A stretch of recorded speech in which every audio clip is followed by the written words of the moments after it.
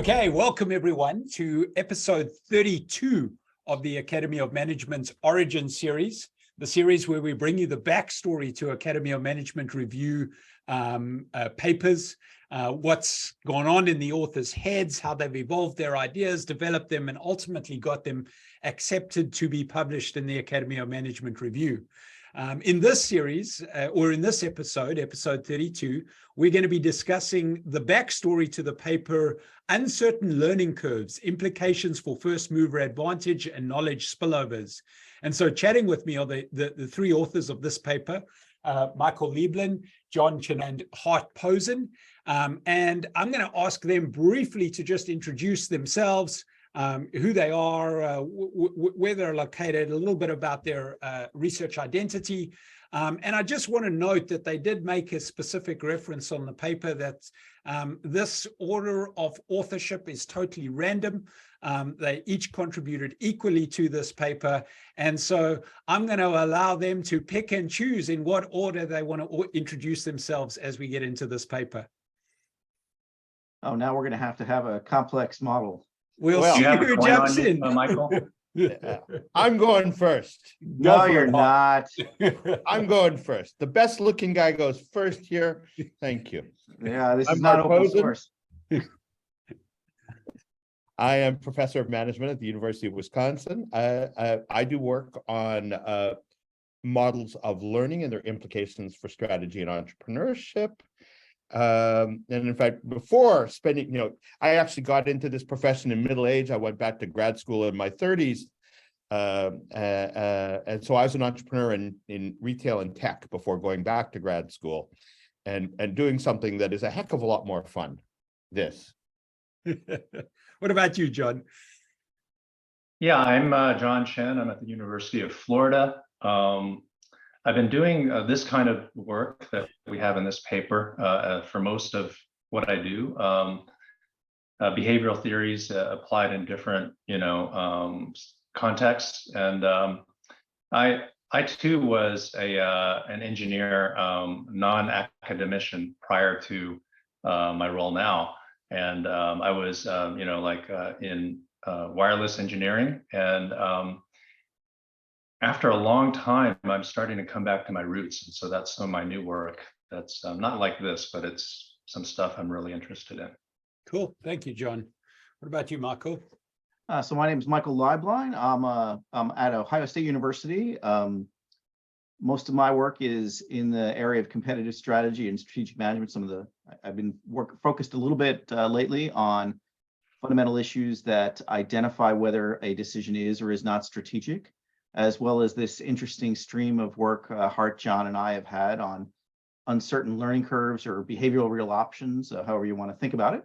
And an engineer as well, back a long, long time ago. So cool. We all have a common background.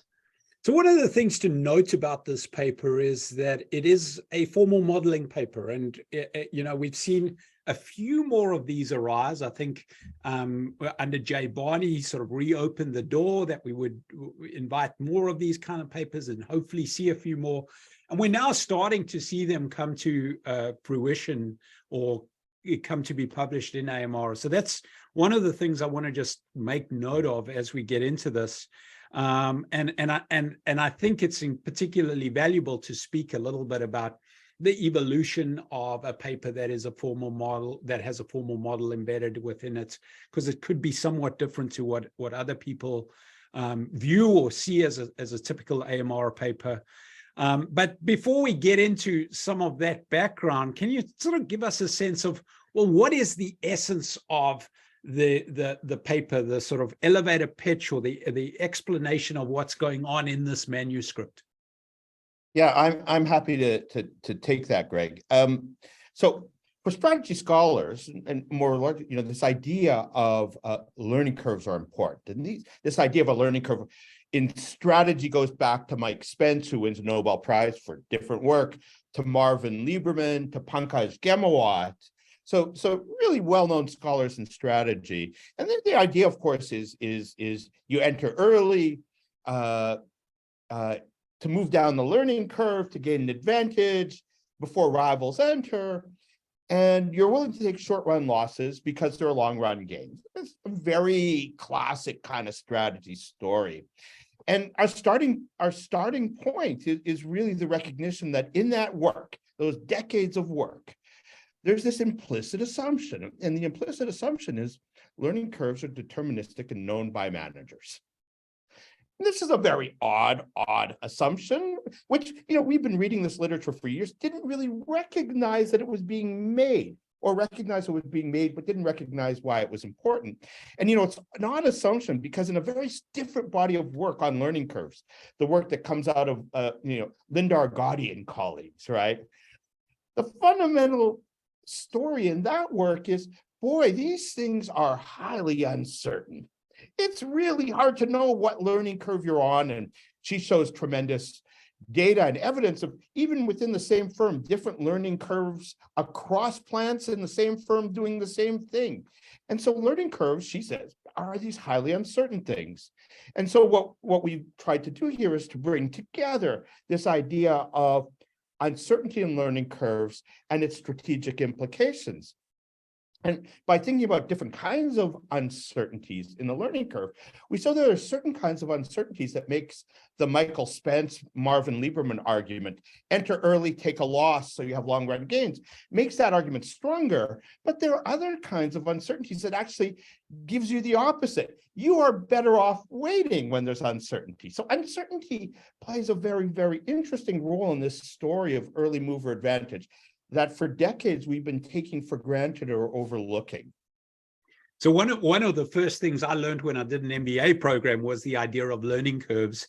And there was this thing that bugged me about them. And up until I read your paper earlier this week, I had never put my finger on it. And I think this paper gets to it, is that how do we know upfront how that learning curve is going to play out? And so I'd love for you just to double click on how have you framed or labeled and described these two different kinds of uncertainty? Because I think, that just makes the essence of what you're saying, that there's this one that makes the learning curve more of being early on the learning curve, more of a strategic advantage, and this other that actually create some kind of cost. So what are those two kinds of uncertainty, and how would you describe each of them? One is uncertainty about the future, right? How much will I learn this coming year? We call that prospective uncertainty, right? And that's the uncertainty involved in things like real options. What will the future look like? But in a learning story, there's also this other uncertainty. It's, what have I learned in the past to get me to where I am today? What do I know today? Now, for very simple kinds of tasks, you might know exactly what you know. But for many real world things, you're actually not only uncertain about where you're going to be, but you're uncertain about where you are today. And those two types of uncertainties in the learning curve have fundamentally different impacts on the kinds of behaviors you would see in terms of entering early versus entering later. Awesome.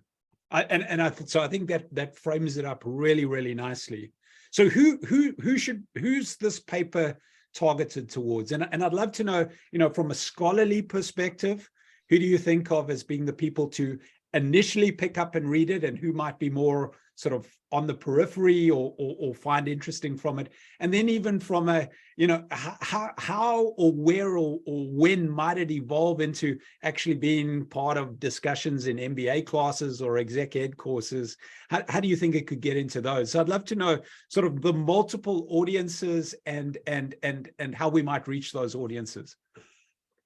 Well, maybe that might be a question that's best served for me. I mean, I think all of us would agree that this is a fundamental issue. And to me, part of my training very much was, what are the fundamental issues in the field of strategic management? How is strategic management different from allied disciplines, economics, psychology, sociology? How is it different from other fields, OB, international business, other forms of management that might be interested in this? I think we'd sit back and say, again, this is a choice whether and when to invest in a new business, a new technology, et cetera, that it has both sticky components as well as uncertainty as Hart just described, about the rate of learning.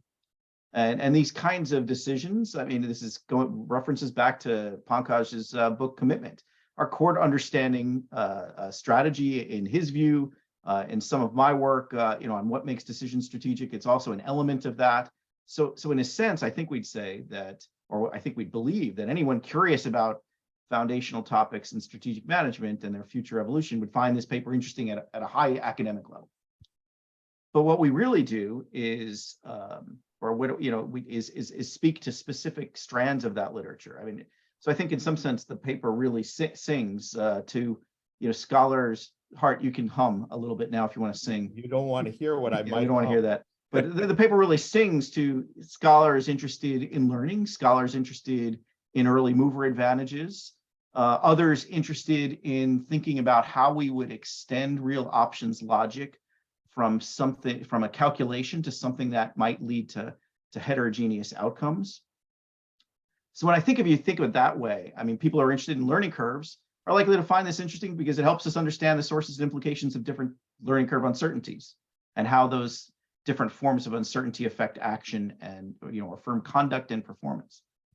If we're people interested in early or first mover advantages, there's a long-standing debate about early versus late mover advantages. Fernando Suarez has a series of papers talking about the half-truth of first mover advantages. And I think what we do is effectively outline conditions under which uncertainty in learning curves can even lead to late mover advantages. So we sort of address some of that debate.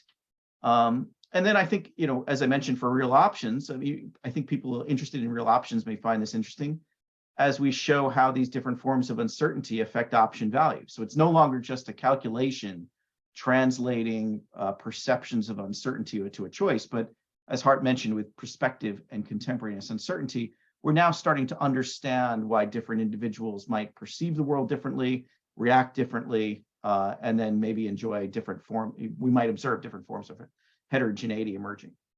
And have any of the three of you tested this out with either MBA students or execs in sort of trying to teach or discuss the concept of learning curves and bringing out some of this nuance? And what's the reaction from them been like? Has there been an understanding and appreciation, or has there been sort of this is too theoretical for me? Any reflections on trying to do that? Well, we certainly want to move beyond the math for the audience, but one of the benefits, so I'm active in something called the Strategic Management Review. We have this nice advisory board of really tremendous folks. And so we get to talk to a lot of those individuals, and it's like, yes, I mean, this is incredibly realistic. This is an opportunity, for us to shed a little bit of light on, what I think we already know, that there is these judgments about whether or not to invest. We've talked a little bit about building out simulations and models to see whether our training influences the way people react to different forms of uncertainty. In a separate paper, an earlier paper, we talked about how various forms of confidence affect responses to these sort of behavioral real options. And, so there is a hope to develop and test a little bit of this in a laboratory setting in the future. Cool. Yeah, let me add just one point quickly, if I can. It is in the earlier work that current work builds on. There is this idea that we've been pushing on of behavioral real options. And when we talk to folks about that, and that's really the mathematical underpinnings of what we're doing here, there has been all this question of why managers and firms don't employ this options logic more broadly. And one of the things we've taken away is when we talk about that options logic, we're talking about it as if you're in a finance options world where information is of a particular sort, this and that. And in fact, in the real world, it is not. And these managers don't think of the world in this. They won't use those excessively rational tools because those excessively rational tools somehow miscapture the world in which they're making decisions. So it is in that sense that we feel that there's something extraordinarily realistic, but also simple here that's very important. And I will say that as someone who's not necessarily steeped in this literature and neither a formal modeler myself, that the paper, We can convert you yet. This paper is written in a very accessible way, such that I was engaged, I was reading it, I was understanding the flow. Now, when I get to the math, I've got to work substantially harder, but even without necessarily understanding or being able to peel back all the layers of the math, there's something particularly just fundamental to what's described in this paper. And so that's my encouragement for, broad reaching strategic management scholars to say, there's something in here that is pretty fundamental. And especially if you're going to be either utilizing ideas around learning curves and or uncertainty in your own research or in your teaching, I think it's really worth paying attention to what comes out here. So can you give us a little bit of a backstory as to how do you land up writing a formal modeling paper for AMR about uncertainty in learning curves? Where did the genesis of the idea come from, and how did it evolve from that? Sure, Greg. I think I want to go back to what you said maybe 30 seconds ago about the accessibility of this kind of work. So we'd had a previous paper that laid sort of the theoretical foundations of this options model, and that one, I don't know, it doesn't have the sort of application that this one does. It was just sort of like really fleshing out how these two types of uncertainty play together. And we focused maybe a little bit more on the math in some ways. And in fact, that's where it was in that paper where we, figured out the derivations of the belief updating that are used in this paper as well. We also had a Journal of Management paper that was a little bit more applied to strategic factor markets. But I would consider that also, in a different way, foundational to this idea of feedback learning and optionality. And as we were moving forward, a lot of the different sort of ideas that we had were trying to make this a little bit more accessible and applied, right? And learning curves is they're so foundational in strategy that was a natural place to converge to. We, as Hart mentioned, we began revisiting some of the early work in learning curves and saw this disconnect between sort of the more economic models, like from Spence, which are formal, right? But they don't sort of tackle the realities of where these variations in learning curves come from that Argotti does, where her work is more, maybe you can get your hands around more easily, but it's not formal, right? So in that sense, ours is sort of a middle ground that, I don't know if this is overclaiming, but we're trying to solve both of these problems in some sense. So that's sort of the genesis of this work. There are other papers that we found that spoke to, leading us in this direction too, in the economics literature that I think we cite in this or the prior paper, or both. The other thing I would say that I think led us to doing this paper is that, and I think you made some comments along these lines, this idea of a known learning curve rarely matches up with what we see and experience in reality. I was an engineer, as I mentioned, and a quasi-entrepreneur, and we experienced learning curves in our innovation. And I'm like, if you told me like, oh, this is you're going to go down this learning curve, and you can invest $10 million right now and bank on it, people would say you're crazy. I mean, we make a committed investment, and we're far from sure whether that's going to pan out, right? Yeah. Even in our sort of in our world doing papers, right? Same thing. One way we sort of thought about this project was that early investments in learning sort of sprung up different options, if you will.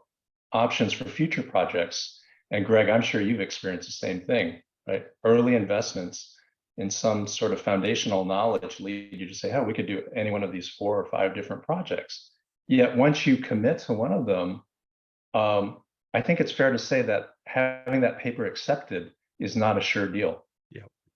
Those are the couple of things, when you put them all together, it's like, yeah, it really makes sense to go down this path. But it's interesting that, you spoke about utilizing this sort of real options logic and that influencing behavior, but then attaching it to this much more sort of foundational and fundamental concept of learning curves and almost reinvigorating it is sort of what I think gives this paper meat and an accessibility and makes it more fundamental. And I've found some of that in my own work, theorizing work, is often it's about revisiting a fundamental assumption with a new set of apparatus or perspective or eyes and sort of combining the old and the new. And I think there's a little bit of that here, which is part of what makes it really, really interesting. And that there might be a tip within that for newer authors or authors who are trying to figure out a path to a contribution or publication in a theoretical article. Is sometimes it's about going back to some of the fundamental things and bringing them back in with some of our newer perspectives. So it sounds like a little bit of that went on in this paper. Yes. I'm glad you brought that up. And you're right. It was part of our thought process. Yeah. So in my instance, I reinvigorated or reincorporated the idea of the organizational life cycle, which had been spoken about 30 years ago, and no one had sort of brought it back. And then I said, well, maybe there's a connection with legitimacy, and lo and behold, it sort of brought out new perspectives. So that's cool. I really was intrigued to see this learning curve idea come up again. As you got into it, so it's clear that the three of you have worked on multiple things before, and this is one within a broader portfolio of projects. What sort of kept the momentum going or kept things interesting for you in this particular project? And what were some of your maybe internal practices that allowed you to keep things going and work effectively as a team? If you can give us a little bit of insight into what kept the project interesting and what kept you productive as a team in moving this forward. Maybe I'll start. I mean, I do think, there's an interesting origin story here. And I think this reflects on, I think, what you were asking about in a prior question. So this whole stream started, at least in my mind, what I remember, which is probably what is different from what everybody else remembers, but is we were all part of a conference, and we were thrown together in a session on sequential decision making under uncertainty, and we had very different theoretical assumptions about how you would address sequential decision making under uncertainty. And so all of a sudden we realized live in the session, I'm using one word for uncertainty and meaning something, and Hart and John are meaning something else by the word uncertainty, and I'm using one theory and they're using it. So we see this combination of different theoretical perspectives, options and feedback learning, with different conceptions of uncertainty, perspective and contemporaneous or noise. And we start thinking about ways to bridge these theories to, what are the boundary conditions from each set of approaches? What are the insights we can generate? Well, that, if we take one approach, if we take feedback learning, this is what we're going to learn. If we take real options, this is what we're going to learn. And, it's that conflict that's been, really, or that tension is probably the better word to use, that dynamic tension. So it's been so interesting. And then I think we have commonality across the three of us in terms of backgrounds, and we also have enough differences and frankness. One of us is, incredibly frank in his way to chat. And so that always makes every conversation to figure out. fun and interesting. That might be. You'll notice John no longer has religious artifacts in the back of his image, in the back of his room, and there's a reason. I want to jump in here and say two things, Greg, in response to your question. The first thing is very close to what Michael said. You know, I remember that conference. This was at the old ACAC conference at AMR back in the day when that existed. But a short while after that, I was visiting Ohio State. I was visiting to give a talk. And after that first ACAC discussion, nothing much came up. We recognized there was something there, that there was something we couldn't quite put our finger on. I gave a talk at Ohio State, and afterwards, I'm meeting with Michael in his office. We'd never worked together. I knew him socially a little bit. And not the idea for the first paper, but the foundational idea in the SMJ paper from a few years ago, that is the engine for this current learning curve paper. That idea crystallized in the 30-minute post-talk meeting I had with Leiblein. I literally left his meeting, and now he was my last meeting of the day. He had something else. I went to a coffee shop, made notes on our conversation. That's kicked off this entire stream. So if I could encourage junior people in one way, you should see every talk and every meeting around a talk as a possibility to generate new research ideas. When I go give a talk someplace, if at least one paper doesn't come out of that talk, I'm disappointed. I take a different lesson. I think you just said junior folks should visit Ohio State to give talks here. More specifically, they should visit you. Well, yes, but of course. Oh, that'll be a pleasure for all. But I want to say one other thing, and then maybe I'll kick it over to John here. And it is, my interest more generally is around this topic of taking learning seriously. And by what I mean by that is, for years in strategy, we called them learning curves. But there was no notion we took learning seriously. It was just a deterministic drop in cost or increase in quality with every unit of experience. Okay, in one sense, that's learning, but it doesn't take the realities of learning seriously. And so what have we done here? We've taken the basic learning curve story in strategy, not Linda Argotti's story, which is a more OT story, it does take it seriously, and said, what if we just took the challenges of learning? For us here, we embed these two uncertainties as two different challenges of learning. It's what the heck happens if we do that? And lo and behold, a heck of a lot happens. And for me, it provided a sort of a big leap in insight for me personally in the strategic implications of learning curves by taking learning seriously. Yeah, I'll take all of our concepts seriously, right? And that's what's fun. We have the ability in our group to talk about that, talk about what we do and do not know about many of our theories seriously. Or frankly. Yeah, and I'll speak to your second part of your question about what sustains us through the project, for me at least. There's one facet of it is that, I had an interest in options, both real and financial options, prior to even starting a PhD. Just personal things like classes I took in business school. I have a very good friend who's a finance prof, and he often talked about options. So my appetite was already there. I also did math as an undergrad, so I like doing the math. So, I guess the message there is that it would have taken a lot for my co-authors to shake me off this project. And we'd never do that, John.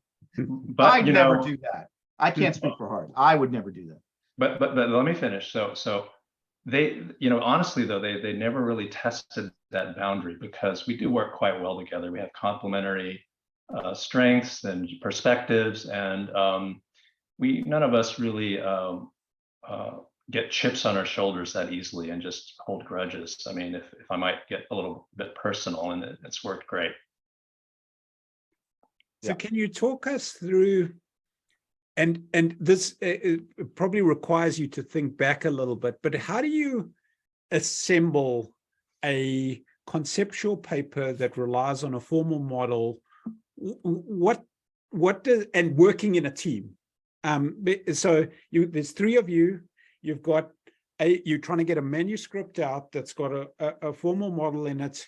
What does the ordering effect look like, or the process of writing and developing a paper like this look like?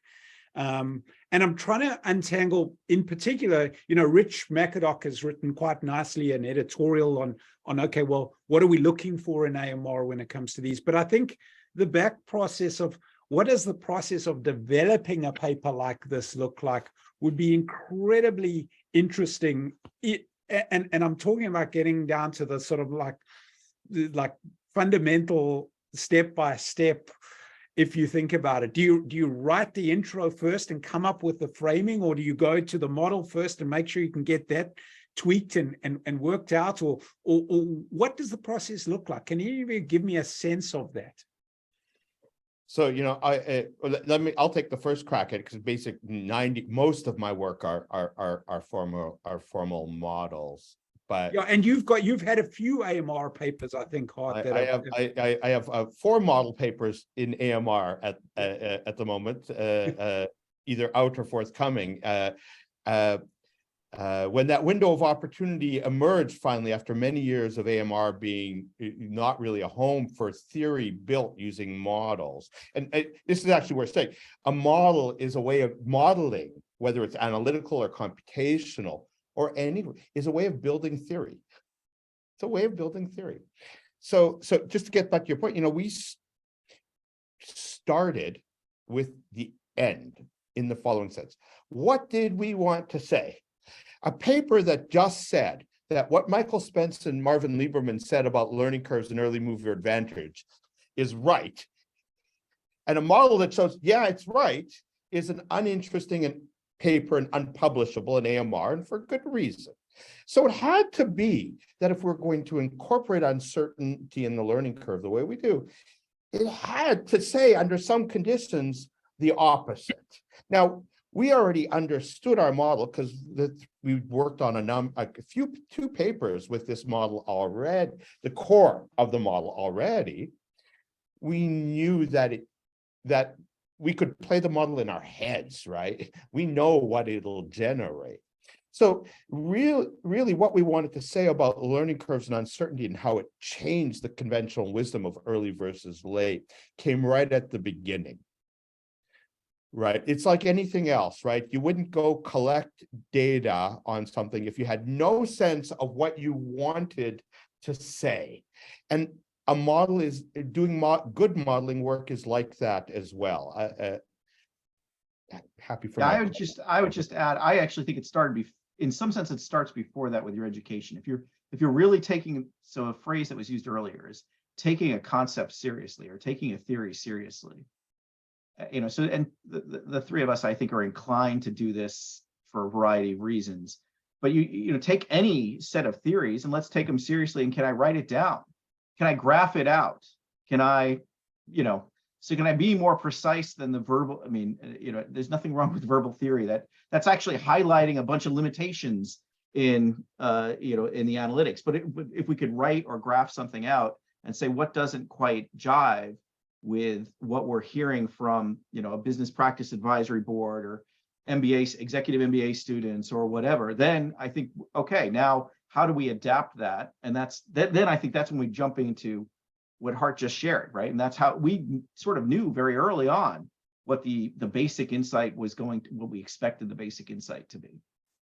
Yeah, and what I would say is that I would speak to not to a particular paper necessarily, but how do you go about starting maybe a stream of work that looks at a type of core model?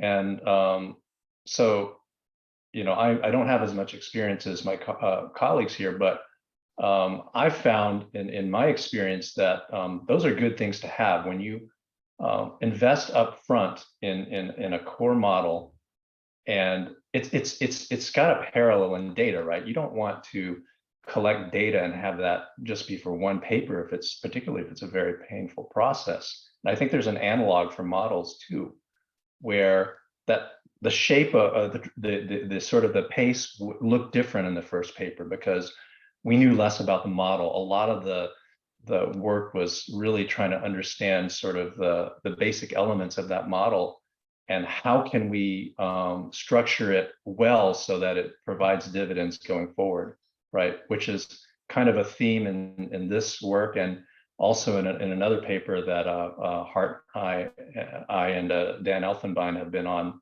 a stream of work on entrepreneurial entry and exit, has that same flavor, right? Construct a nice foundational model, and if you do it right, you know, it pays dividends.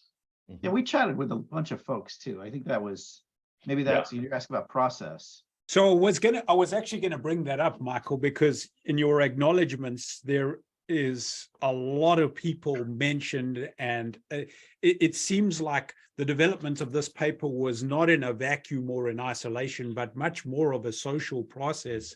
And so I was going to, I mean, what's interesting is the part of the paper is about feedback, and then in the actual writing of the paper, it's clear that feedback has been important. So there's a weird kind of parallel there. So I'd love to know more about, you know, the social process of doing this, and the different types of feedback that you get, and how you present and then incorporate, how you present to get that, and how you then incorporate that. Yeah, I mean, so I think we've all been active in presenting our work at conferences and invited chats and whatnot. And this paper, as you mentioned, you know, we were fortunate to be invited to present versions of this paper on several talks. And, you know, during one of those early presentations at a school up north from Ohio, somebody, you know, was talking to me in the 30-minute session afterwards, and really saying, hey, tell me more about competition in our model, and let me, you know, how is competition and feedback affecting things, and that spurred a really nice extension to the core paper. And so we, you know, and what that was more precisely, just to be clear about it, is, okay, well, what do we mean by knowledge spillovers? And consistent with everything I think we've said, you know, we try to say, okay, let's take what's a knowledge spillover, let's take that seriously. What would that look like? And, you know, pretty quickly we, you know, find all sorts of, you know, literature talking about spillovers that might allow a laggard to reduce its initial cost very quickly relative to a leader, or a spillover that might allow a laggard to increase the rate at which it learns relative to a leader. But what came out is, like, you know, since we're talking about uncertain learning curves, there's a form of spillover that we had not seen in the literature. And it's this idea of uncertainty reducing knowledge spillovers from leaders to laggards. And then, you know, as we modeled that out, all sorts of well, maybe not all sorts, but some interesting implications about these uncertainty reducing spillovers. And some of that are, you know, some of those are somewhat counterintuitive to what we think we know about the effect of spillovers from leaders to laggards on competition and benefits to leaders and laggards. So it was sort of a really interesting way of getting ideas and feedback from the community. So two follow-up questions quickly there, and just open to any of you. Is there a good way or a productive way to ask for feedback on a paper? Very pragmatic. So you're sending this out to, you know, Jay Barney or Paul Adler. These are very busy people, very smart people, and you're asking them for some kind of input, because those are two of the names that are mentioned in your acknowledgements. Is there a good or bad way to ask for feedback? And then, well, let's get a response to that, and then I'll follow up with the second question. So most of because we give a lot of talks, most of this feedback came through talks. And my advice there to junior people is to do as a junior scholar and PhD, they have a tendency to excessively defend. I take exactly the opposite approach in a talk. When I start the talk, I'm going to tell you what I think I don't know and want help on. I'll just lay it out there. Here's where the paper is weak, and I want you to focus your attention in the talk. And then maybe when I meet with you afterwards, or even in your questions in the talk, you'll help me. You know, people are, I think our field and our endeavor is remarkably socially positive and communal. I think most people want to be engaged in this discussion that builds knowledge. And if you invite them in and you tell them how they can help you, I think people I found, at least in my experience, people are remarkably open to intellectually engaging. So take advantage to share your work in a talk sort of format. It's much easier and people find the time to digest it in that way. And when you do that, do it with a very sort of open and receptive orientation, as opposed to trying to defend your position or sell people on your ideas. Tell people what you think the flaws are. They'll find other flaws, but who knows the flaws better than the authors? Yeah. Right. And then what? So as a follow up to that, what about the R&R process? I see you make note of editor Healy Wang in the paper, and so what was helpful or productive in getting through multiple rounds of review with this paper, both just in terms of navigating the review process and maybe working a little bit with the editor in this regard. Who should take this one? I'm happy to take it. Sure.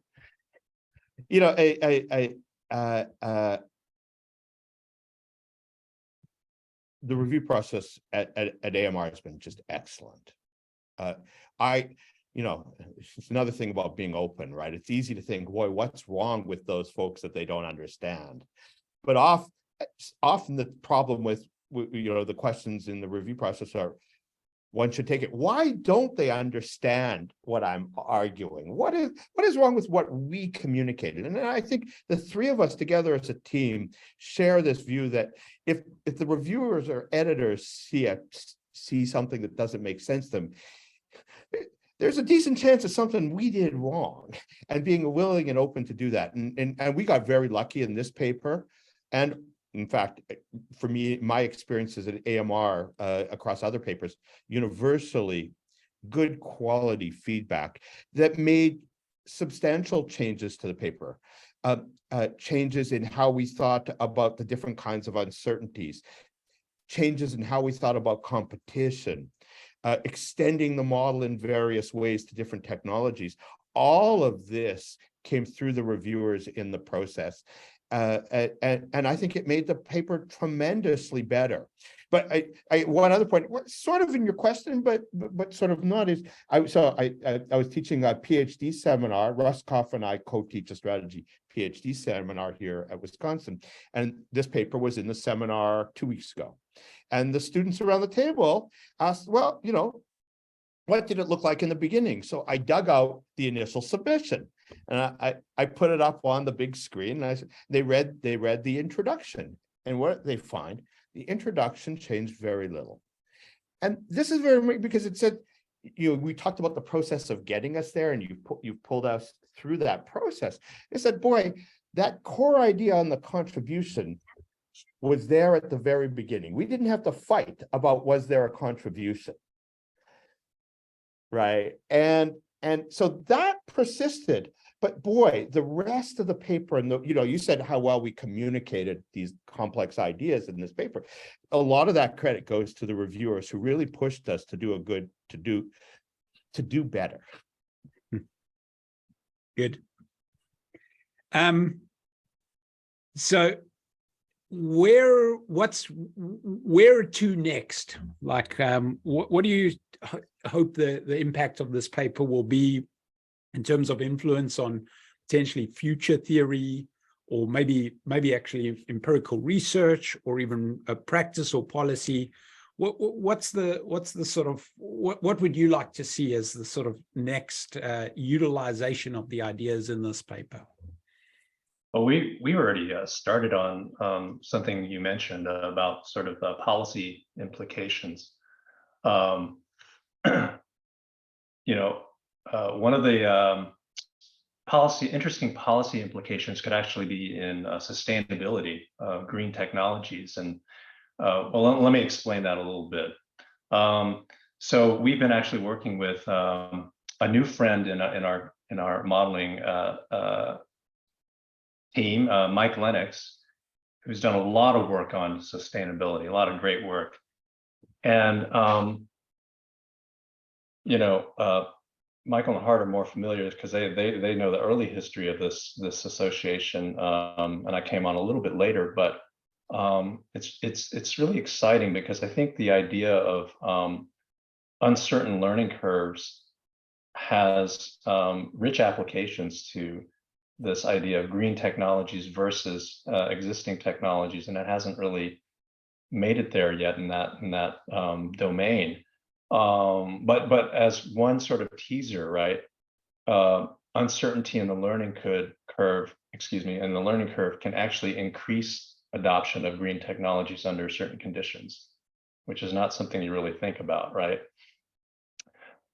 So that's kind of one of the directions we're going. Another direction that we're sort of looking at is with Jackson Nickerson and some of his work on adjustment costs and how that might play into technological disruption. So that's another area that is quite exciting.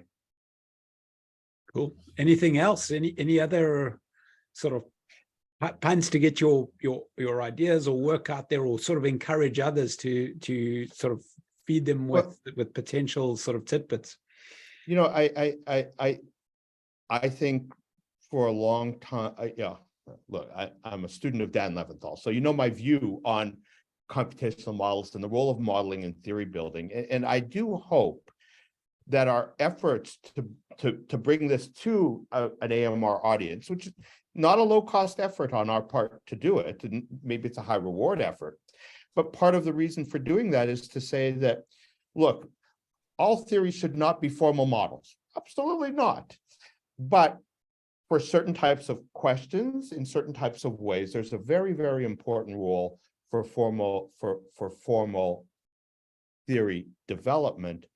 And it's not a substitute for qualitative methods, quantitative methods, inductive methods. It's not a substitute. It's a complement to that. Yeah. And, you know, so some of the things that can come off this paper that the three of us will work on will be maybe other modeling applications like the green tech. But hopefully others who have a different bent will take this to the lab and examine how individuals or teams function and make decisions when they're playing some kind of game that has an uncertain learning curve. And so there's just so much room for the complementarity between different approaches. And, you know, I think that's something we'd all like to see. And I think it's something we've talked about, and we would do anything possible to encourage and help along. Awesome. Well, thank you to the three of you for sharing the backstory to this paper, helping us understand that this is part of, and I think it's important to note that it's part of a broader stream of work, these kinds of interesting, sophisticated papers that make a contribution don't drop out of nowhere. They've got these often quite coincidental origin stories, but those origin stories are fed by people maintaining relationship, connecting with each other, continuing to share with each other, and I think that's interesting. And I think there's a few other very valuable takeaways. One of them that I took is that you don't develop a foundational model just once and allow it to sit. It becomes something you can go and tap back into, allow to evolve, apply to different concepts, incorporate different ideas. And I think for anyone who's doing modeling, that's really important to take note of. And the second is the potential for going and revisiting old concepts with newer ideas and questioning them and examining some of the fundamental assumptions.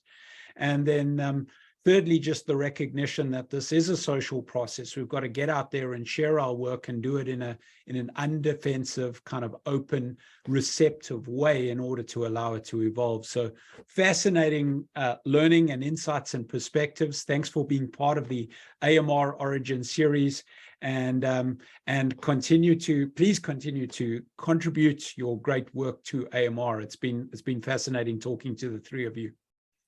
Greg, thanks so much for having us. Enjoyed the conversation a lot.